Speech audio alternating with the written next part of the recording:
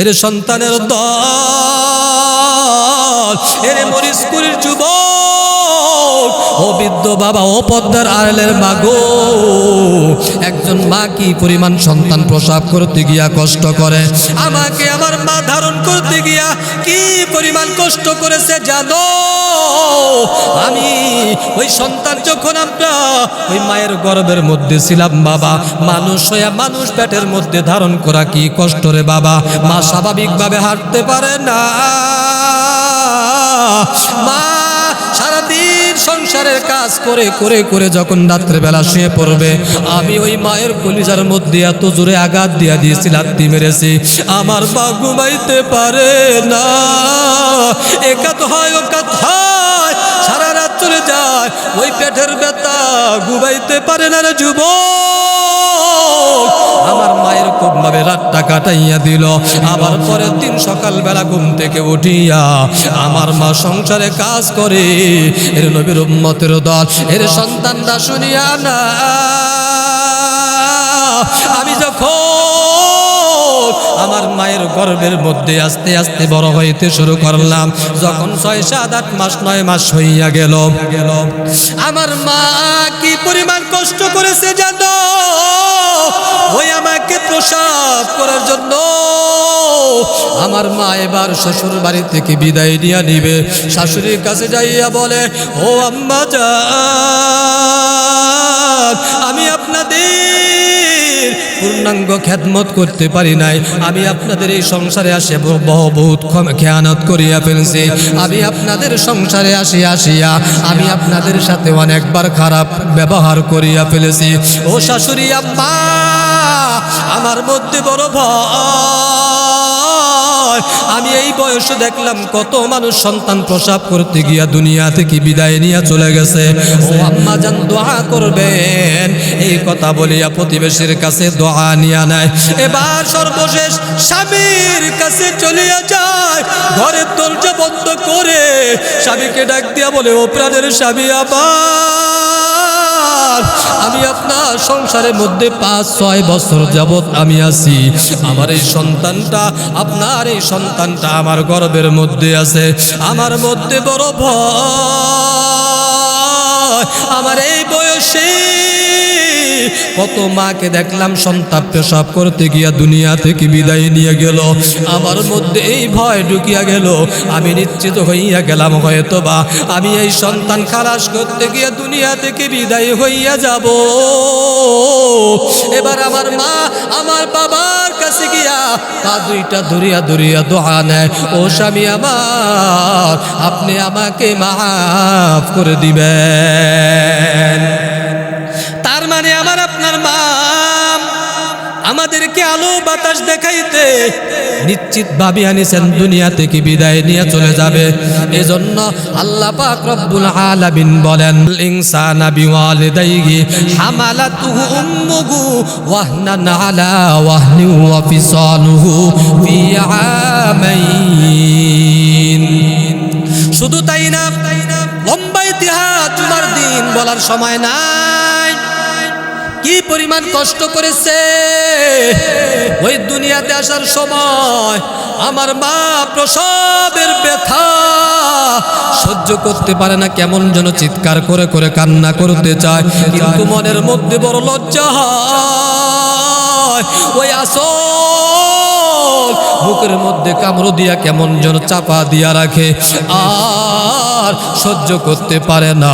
আমার মা জানাইয়া দেয়, কেমন যেন এই 7 আসমান 7 জমিন যদি আমার মাথায় দেওয়া হয়, এ পরিবার কষ্ট আমার মনে হবে না, হবে না, হবে না। এই সন্তান প্রসব করতে গিয়া কি পরিমাণ কষ্ট হইয়া গেল। এর নবীর উম্মতের দল, শুধু তাই না, আল্লাহ পাক রব্বুল আলামিন বলেন, ওয়া ফিসালুহু ফি আমাইন। আল্লাহ পাক রব্বুল আলামিন বলেন, এই মার কেন সেবা করবা জানো? এই দুনিয়াতে আসার পরে তোমার মা তোমাকে 2টা বছর দুধ পান করাইছে, এই দুইটা পরিমাণ কি কষ্ট করেছে সন্তান জানো?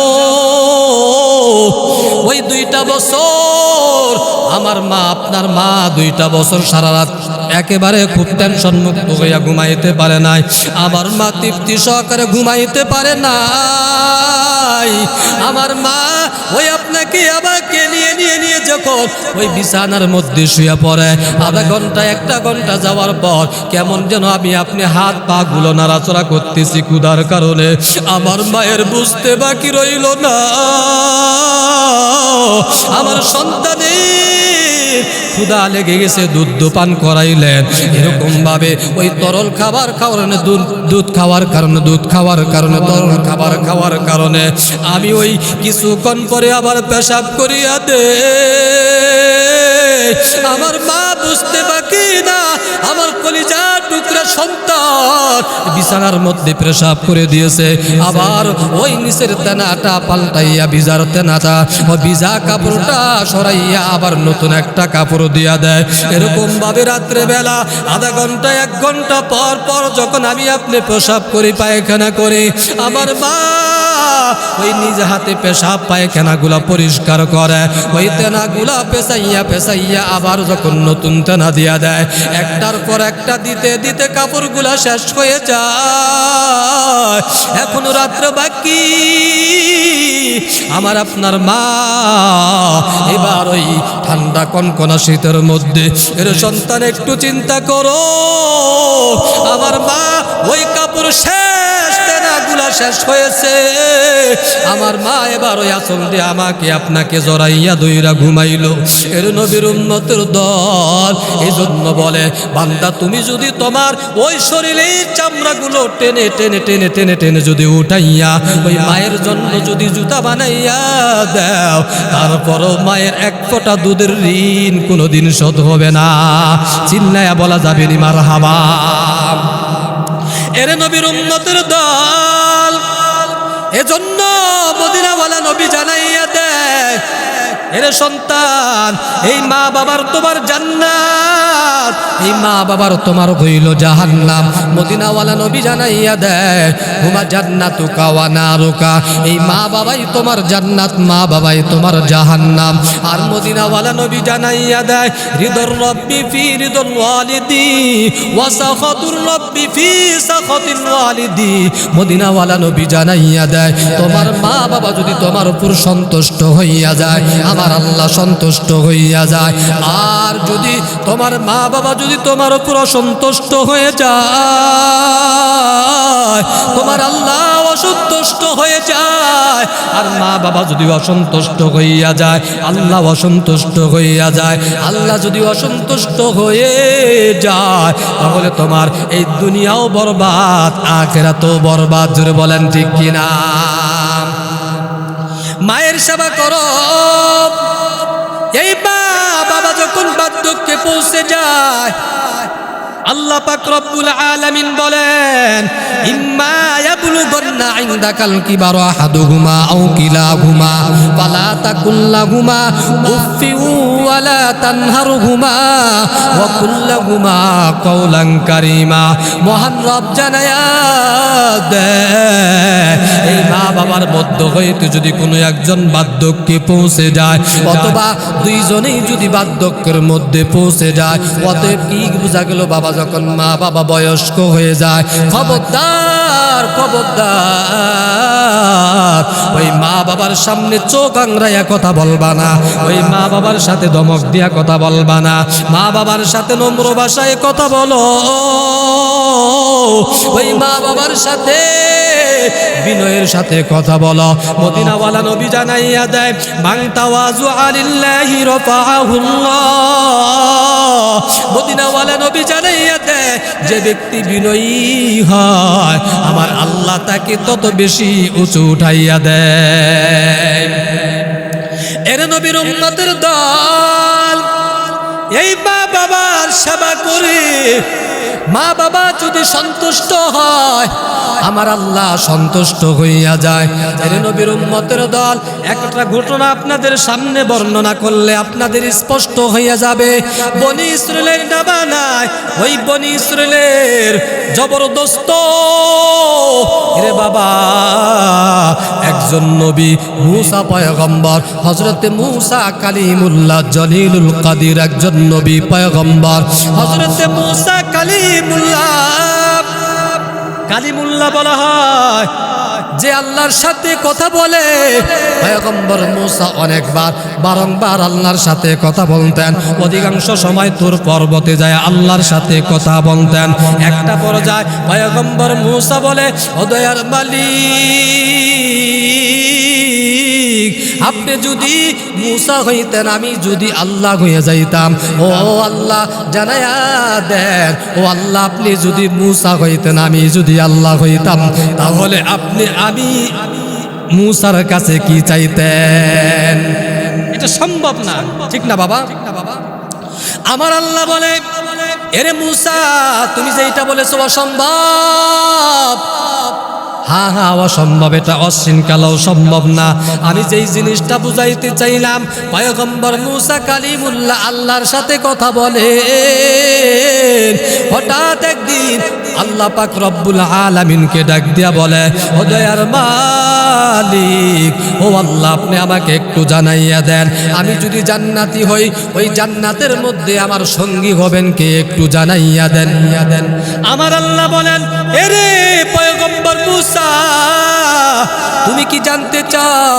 বলে হ্যাঁ হ্যাঁ আমি জানতে চাই, ওই জান্নাতে আমার সাথে সঙ্গী হবেন কে? আমার আল্লাহ জানাইয়া দেয়, এ মূসা ওই জান্নাতে তোমার সাথে সঙ্গী হবেন একজন কসাই। পয়গম্বর মূসা অবাক হয়ে গেলেন, হায় হায় মূসার কসাইয়ের স্বভাব তো এমন হয়। বলে একজন কসাইয়ের স্বভাব হইল অজনে কম দেওয়া, কসাইয়ের আসল স্বভাব হইল মাংসর কথা বলিয়া হাড় ঢুকাইয়া দেওয়া, কসাইয়ের স্বভাব হইল মাংসর কথা বলিয়া চর্বি ঢুকাইয়া দেওয়া। জোর বলেন ঠিক কিনা? পয়গম্বর মূসা ডাক দিয়া বলে, ও আল্লাহ এই জমিনের মধ্যে এত ভালো ভালো মানুষ থাকতে কেন আপনি একজন কসাইয়ের সাথে আমার জান্নাতে সঙ্গী বানাইলেন? আল্লাহ পাক রব্বুল আলামিনের কাছে পয়গম্বর ডাক দিয়া বলে, ও দয়ার মালিক, আমি ওই কসাইকে দেখতে চাই এমন কি আমল করে, এমন কি গোপনে আমল করে যার মর্যাদা এত বেশি হইয়া গেল, যার সম্মানের আসনটা এত উঁচু উঠে গেল, আমি পয়গম্বরের সাথে সে জান্নাতের সঙ্গী হবেন। আমার আল্লাহর কাছে বলেন, ও আল্লাহ আমি জানতে চাই, একটু ঠিকানা দিয়ে দেন। আল্লাহ বলে, যা রে মূসা যা, অমুক বাজারের মধ্যে চলিয়া যাও। আল্লাহ পাক রব্বুল আলামিন অ্যাড্রেস দিয়া দিল। এবার পয়গম্বর মূসা কালিমুল্লাহ ওই বাজারের মধ্যে গিয়া হাজির। দূর থেকে দেখতে পায় ওই কসাইটা কেমন যেন ওজনেও কম দেয় না, আর মাংসর কথা বলিয়া হাড়গুলাও ঢুকাইয়া দেয় না, মাংসর কথা বলিয়া চর্বিও ঢুকাই দেয় না। এত সুন্দর একজন কসাই, সুন্দর যা বলে তাই ভাবে পালন করতেছে। যে কথা বলে বলে গোস্ত বিক্রি করে, ওই কথার সাথে কাজে মিল আছে। আর খুব খেয়াল করে লক্ষ্য করে দেখেন, ওই কসাই ওই মাংসর মধ্যে হইতে সুন্দর সুন্দর ভালো ভালো দামি দামি জায়গা থেকে টুকরা টুকরা গোস্তগুলো একটা থলের মধ্যে রাখতেছেন, একটা পটলার মধ্যে পলের মধ্যে রাখতেছেন। আর যখন সমস্ত গোস্তগুলা বিক্রি করা শেষ, এবার কসাই ওই ব্যাগগুলা গুছাইয়া বাড়ির দিকে রওয়ানা হইবে বাপ। এবার জামানার পয়গম্বর মূসা কালিমুল্লাহ ওই কসাইয়ের সামনে গিয়া হাজির। ডাক দিয়া বলে, ভাই আমি একজন আগন্তুক মুসাফির। ও ভাই আপনি কোথায় যাইতেছেন? কসাই ডাক দিয়া বলে, আমি সারাদিন মাংস বিক্রি করলাম, বাসার দিকে রওয়ানা হয়েছি। পয়গম্বর মূসা ডাক দিয়া বলে, এরে ভাই আমি আপনার বাসায় একদিনের জন্য মেহমানদার হইতে পারি নাকি? আমি আপনার বাসায় একদিনের জন্য মেহমান হইতে পারে নাকি? একটু জানাই জানাইয়া দেয়। পয়গম্বর মূসার এই কথা শুনিয়া শুনিয়া এবার কসাই বলে পয়গম্বরকে জানাইয়া দেয়, ও ভাই আপনাকে চিনি না, তবে মেহমান হইল আল্লাহর পক্ষ থেকে রহমত, আমার কোনো সমস্যা নাই। এবার ওই কসাইয়ের পিছে পিছে হাঁটতেছেন জামানার শ্রেষ্ঠ পয়গম্বর মুসা কালিমুল্লাহ। মুসা কালিমুল্লাহর উদ্দেশ্য হলো ওই কসাই এমনকি ওই বাসার মধ্যে গিয়ে গোপনে ইবাদত করে, যার কারণে আল্লাহ এত মর্যাদার আসনে আসন্নিত ওই বান্দাকে করলেন আমি পয়গম্বরের সাথে তার জান্নাতে ঠিকানা হইয়া যাবে। আর যখন ওই বাসার সামনে গিয়া হাজির ওই কসাই ঘরের মধ্যে যখন ঢুকলেন, এবার পয়গম্বর মুসা খুব ভালোভাবে খেয়াল করতেছেন। কসাই ঘরের মধ্যে ঢুকিয়া সর্বপ্রথম ওই থলের মধ্যে যে মাংসগুলা ছিল, ওই কলিজা ভালো ভালো গোস্তের টুকরা নরম নরম গোস্তগুলা ছিল, ওই মাংসগুলো বের করিয়া ধৌত করলো, সুন্দর করে ঝোল ঝোল করে ভুনা করিয়া ফেললো। যখন রান্না বান্না শেষ হয়ে যায়, কসাই এবার একটা ঘরের মধ্যে ঢুকে পয়গম্বর মুসা খেয়াল করলেন কেমন যেন একজন বয়স্ক বৃদ্ধা মহিলা ওই খাটের মধ্যে শুয়ে রয়েছে, কেমন যেন হাড়ের সাথে চামড়াগুলো লেগে গেছে, একেবারে এমন বয়স্ক একজন মহিলা। আর কসাই ওই ঘরের মধ্যে ঢুকিয়া সর্বপ্রথম তার মা কেমন যেন ওই খাটের মধ্যে পেশাব করেছে, পায়খানা করেছে। ওই কসাই ঘরের মধ্যে ঢুকিয়া মায়ের সুন্দর ওই পেশাব করেছে, পায়খানা করেছে, বিছানাটা পরিষ্কার করে, পেশাবগুলো পরিষ্কার করে, পায়খানাগুলো পরিষ্কার করে। এরে মুসলমানের যুবক, এ পদ্মার আড়লের পা, ও আম্মা জান, ও মরিসকুরির বাবা, আজকে আমিও তো সন্তান, আপনিও তো সন্তান রে বাবা। ওই আমার আপনার জীবনে একবারও তো মা বাবার পেশাব পায়খানা হাত দিয়া পরিষ্কার করলাম না, এর সন্তান কি জবাব দিবা ওই আল্লাহর কাছে?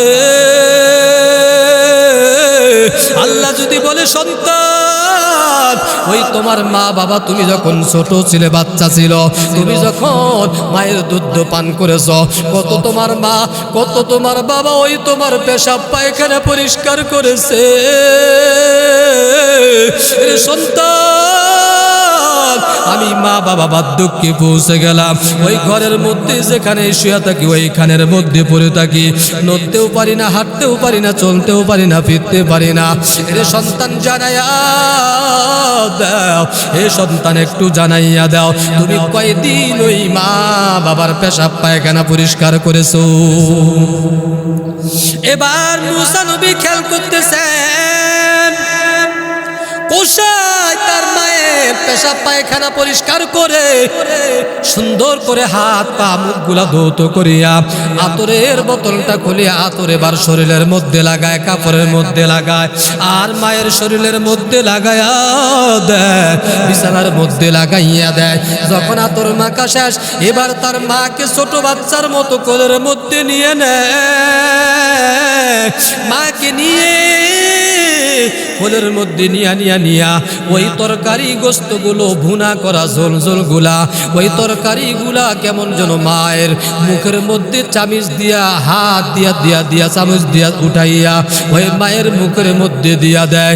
এই দৃশ্যটা দেখে পয়গম্বর মুসা অবাক হয়ে যায়, আর খেয়াল করে হায় হায় কপালটা কত ধন্য, এই মায়ের কি পরিমাণ সেবাই না করতেছে।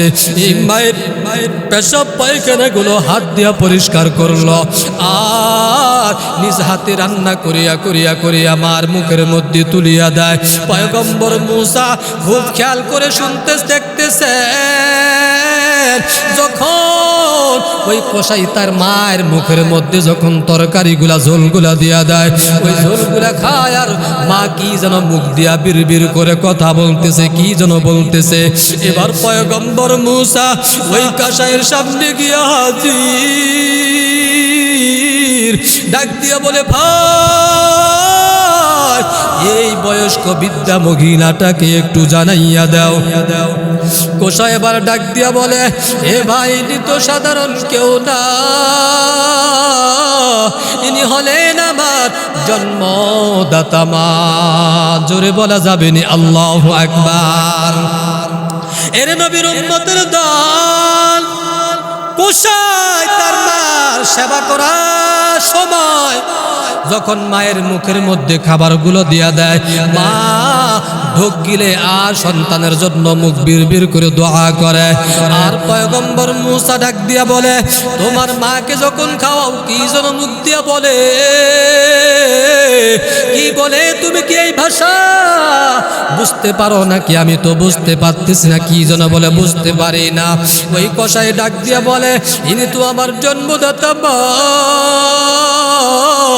আমি আমার মায়ের ভাষা বুঝবো না তে কে বুঝবে এই ভাষাগুলো? আমি খুব সুন্দরভাবে স্পষ্ট ভাষায় বুঝি। এবার পয়গম্বর ডাক দিয়া বলে, এরে ভাই জানায়া দাও তোমার মা তোমার জন্য কি কি বলল, কি যেন বলল? এই কসাই ডাক দিয়া বলে, এরে ভাই আমার মা আল্লাহর কাছে দোয়া করে, ও দয়ার মালিক আপনি না মা বাবার দোয়া ফিরাইয়া দেন না? মা বাবার দোয়া নাকি আপনার আরশে আজিমের মধ্যে গিয়া পৌঁছে যায়, কোনো পদ্মা থাকে না। ও দয়ার আল্লাহ আমার এই সন্তান, আমি এই বয়স্ক আইসা বার্ধক্যে পৌঁছা আমার সন্তান তার স্ত্রীকে পাওয়ারটি না দিয়া, সন্তানকে পাওয়ারটি না দিয়া, আমি মার প্রতি এত কোটি পাওয়া, এত পরিমাণ পাওয়ারটি দেয়, আমি মায়ের জন্য পাগল, আমি মায়ের সেবা করার জন্য বড় পাগল হইয়া যায়। ও আল্লাহ আমি মা হিসাবে সন্তানের জন্য দোয়া করে, ও আল্লাহ আপনি তাকে সম্মানের মর্যাদায় এই দুনিয়ায় কল্যাণময় আপনি দান করিয়া দেন। আর ওই মৃত্যুর পরে আল্লাহ আপনি আমার সন্তানকে জামানার পয়গম্বর জলিলুল কদির পয়গম্বর জলিলুল কদির পয়গম্বর মুসা কালিমুল্লাহর সাথে আমার সন্তানকে জান্নাতে একসঙ্গে রাখিয়ে। এবার মুসা কালিমুল্লাহ বলে, এরে ভাই আপনার কপাল কত ধন্য, আপনার মায়ের দোয়া আগেই কবুল হইয়া গেছে, কারণ আল্লাহ পাক রব্বুল আলামিন আপনার সাথে সাক্ষাতের জন্য আমাকে পাঠাইছে। আমার আল্লাহ আপনার ওই জান্নাতটা আমি পয়গম্বর মুসা কালিমুল্লাহর সাথে রেখে দিয়েছে। সুবহানাল্লাহ। এরে বরিশপুরের মুসলমান, ওই মায়ের সেবা করে বান্দা জান্নাত পয়গম্বরের সাথে নিয়েছেন। বলেন তো ওই আল্লাহ এখনো আছে না নাই? আছে। ওই আল্লাহ আমার মায়ের বাবার দোয়ার কারণে আমার আপনার জান্নাতের স্থান বানায় দিতে পারছে, বলুন ঠিক কিনা?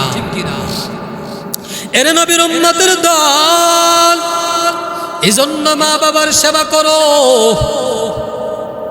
মা বাবার সেবা করলে কি ফায়দা? বলে বান্দা এই চেয়ারের মধ্যে বসছো বান্দা, এই বান্দা আজকে তুমি সফলতার অর্জন করতে পেরেছো।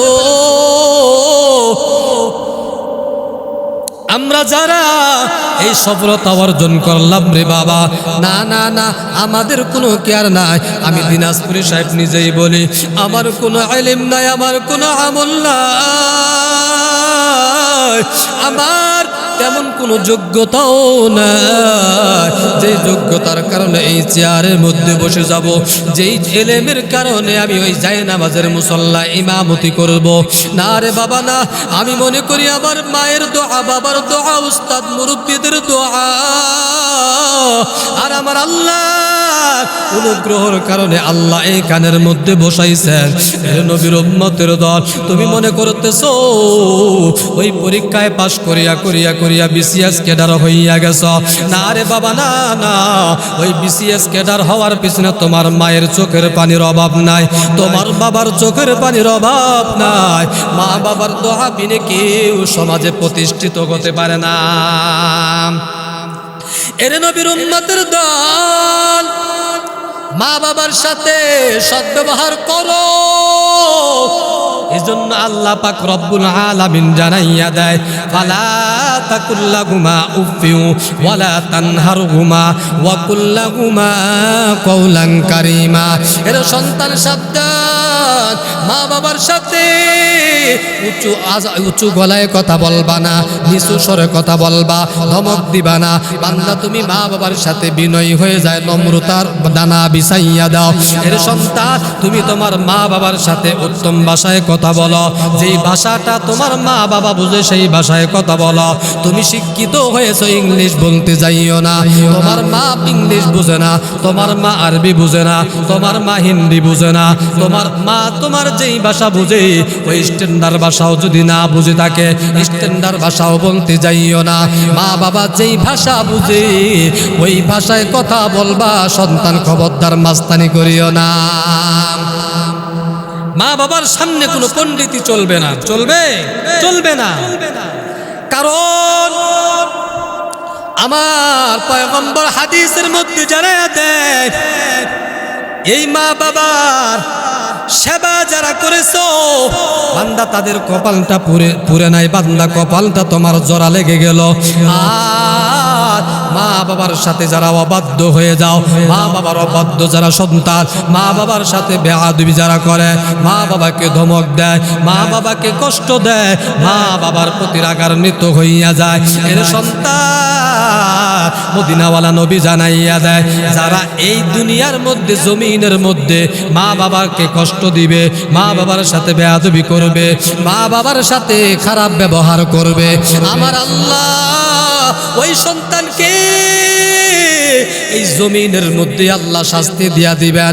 আমার আল্লাহ মদিনাওয়ালা নবী জানাইয়া দেয়, আল্লাহ পাক রব্বুল আলামিন বান্দার কুফর এবং শিরক ব্যতীত সমস্ত গুনাহ, কবিরা গুনাহগুলা, বড় বড় গুনাহগুলা আল্লাহ চাইলে মাফ করতে পারে। কিন্তু মা বাবা যদি মা বাবার সাথে বেয়াদবি করে ফেলো, মা বাবার সাথে খারাপ ব্যবহার করো, আমার আল্লাহ ও মা বাবার সাথে খারাপ ব্যবহার করার কারণে আমার আল্লাহ তোমাকে দুনিয়াও শাস্তি দিবেন। শাস্তি না দিয়া শাস্তি তোমার মা বাবাকে না দেখাইয়া তোমাকে মৃত্যু দিবে না। আর ওই অনন্তকাল মরার পরে জাহান্নামের আসামি আল্লাহ বানায়া দিবেন। এর সন্তান মা বাবার দোয়া নেও, মা বাবার দোয়া নিয়ে যারা চলেছেন এই সমাজের মধ্যে প্রতিষ্ঠিত হইয়াছেন। শুধু তাই না এই সমাজের মধ্যে প্রতিষ্ঠিত হওয়ার পর এর সন্তানের দল মা বাবার সাথে এরকম ভাবে ভালো ব্যবহার করার কারণে, সুন্দর আখলাক দেখার পর এরকম ভাবে সন্তান এই জমিনের মধ্যে যুগ শ্রেষ্ঠ ওলি হইয়েছে। আবার জমিনের মধ্যে শ্রেষ্ঠ আলেম আল্লাহ বানাইছেন একমাত্র মায়ের দোহায়। জোরে বলেন ঠিক কিনা? বাইজিদ বুস্তামির নাম আপনারা শুনেছেন। এই বাইজিদ বুস্তামি জগৎ বিখ্যাত ওলি, ওলিয়ে কামিল, জগৎ বিখ্যাত একজন আলেম হইয়া গেল বাইজিদ বুস্তামি রহমাতুল্লাহি আলাইহি। এই জমিনে আসার আগে তার বাবা দুনিয়া থেকে বিদায়। বাইজিদের বাবা, বাইজিদের মায়ের পেটের মধ্যে থাকা অবস্থায় তার বাবা দুনিয়া থেকে বিদায় নিয়ে চলে যায়। এবার মা আল্লাহর কাছে দোয়া করে, ও দয়ার মালিক, আপনি আমার এই স্বামীকে দুনিয়া থেকে বিদায় নিয়ে গেলেন। ও আল্লাহ, আমার গর্ভের মধ্যে আমার স্বামীর সন্তানটা রইয়া গেল। ও আল্লাহ, এই সন্তানটা যদি ছেলে হয়, পুত্র সন্তান হোক আর মেয়ে সন্তান হোক, ও আল্লাহ আমি জামানার শ্রেষ্ঠ ওলি বানাইব, জামানার শ্রেষ্ঠ আলেম হিসাবে আপনি কবুল করেন, জামানার শ্রেষ্ঠ ওলি আপনি বানাইয়া দিয়ে। ও পুত্র আলের মা, ও মরিচকুরির যুবক বৃদ্ধ বাবা, আজকে আইসা হুজুরের কাছে দোয়া চান। ও হুজুর, আপনি আমার সন্তানের জন্য একটু দোয়া করেন। আবার দোয়া চান, ও হুজুর আমার স্ত্রীটা প্রেগনেন্ট, একটু দোয়া করেন যাতে করে আল্লাহ নেক সন্তান দান করেন। এ বাবা, ওই আম গাছ লাগাইলে আম খাইবা। রে বাবা, তুমি তেঁতুল গাছ লাগাইয়া যেমনি ভাবে আপেল খাওয়া সম্ভব না, তেঁতুল গাছ লাগাইয়া আম খাওয়া সম্ভব না, কাঁঠাল খাওয়া সম্ভব না। এ বান্দা, ওই ঘরের বিবিটা যদি দিনদার না হয়, তোমার সন্তান কখনো দিনদার হবে না। জোরে বলেন ঠিক কিনা? এজন্য বাবা, যদি আপনি সন্তান ভালো চান, তাহলে আপনাকে সর্বপ্রথম আগে দিনদার একজন বিবি স্ত্রী সিলেক্ট করতে হবে, মা সিলেক্ট করতে হবে। বাইজিদ বুস্তামির মা আল্লাহর কাছে দোয়া করে, আল্লাহ ও দয়ার মালিক, আপনি আমার সন্তানটাকে জামানার শ্রেষ্ঠ ওলি বানাইয়া দেন। আর এই যে তার বাবার আমানতটা যেন খেয়ানত না হয়। এবার দোয়া করিয়া সন্তান যখন দুনিয়ার জমিনে আসে, লম্বা ইতিহাস, সময় নাই, সংক্ষিপ্ত করে ফেলছি বাবা। এর নবীর উম্মতের ধরে মরিচকুরির ভাই ও যুবক ভাই ও বৃদ্ধ বাবা, এই সন্তান যখন ওই জমিনের মধ্যে আসে, বাইজিদ বুস্তামি আস্তে আস্তে যখন বড় হইতে শুরু হইয়া গেল, এবার মা ওই সন্তানের হাতটা ধরিয়া ধরিয়া মাদ্রাসার দিকে রওয়ানা হইয়া যায়। আর উস্তাদজির ওই মাদ্রাসার গেটের মধ্যে ঢুকিয়া সন্তানকে ওসিহত করে, সন্তানকে আদেশ করে, এর সন্তান যাও যাও, এই মাদ্রাসায় যাইয়া তুমি বড় আলেম হইবা, হাফেজ কোরআন হইবা, আর তুমি আখলাক চরিত্র শিখবা। হে বান্দা, তুমি তাকওয়া অর্জন করবা, মানুষের মতো মানুষ হইবা। খবরদার অবাধ্য সন্তান হইবা না, খবরদার তুমি বেলাইনে যাইবা না, কোরআন ও সুন্নাহর উপর জিন্দেগি পরিচালনা করবা। এবার ওই সন্তানের হাতটা ধরিয়া ধরিয়া উস্তাদের কাছে দিয়া বলে, ও উস্তাদজি, আমার সন্তান বাইজিদকে আজকে আপনার হাতে উঠাইয়া দিয়া গেলাম। ও উস্তাদজি, আপনি তাকে মানুষের মতো মানুষ বানাইবেন। আর আলেম না হইয়া, আলেমের পাগড়ি না পরাইয়া আমার সন্তানকে আপনি আমার ধারে 1 মিনিটের জন্য পাঠাইবেন না। চিন্তা করা যায় কেমন মা।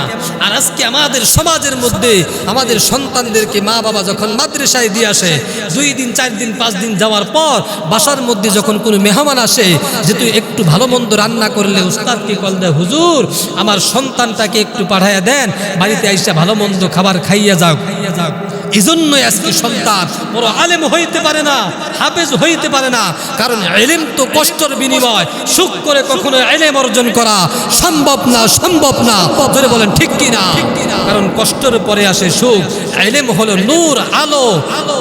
আর আপনারা বাড়ির মধ্যে আইসা সন্তান মোবাইলের আসক্ত, টেলিভিশনের সামনে বসে যায়, এগুলা হলো গুনাহ, অন্ধকার। আলো আর অন্ধকার কখনো একসঙ্গে হইতে পারে না।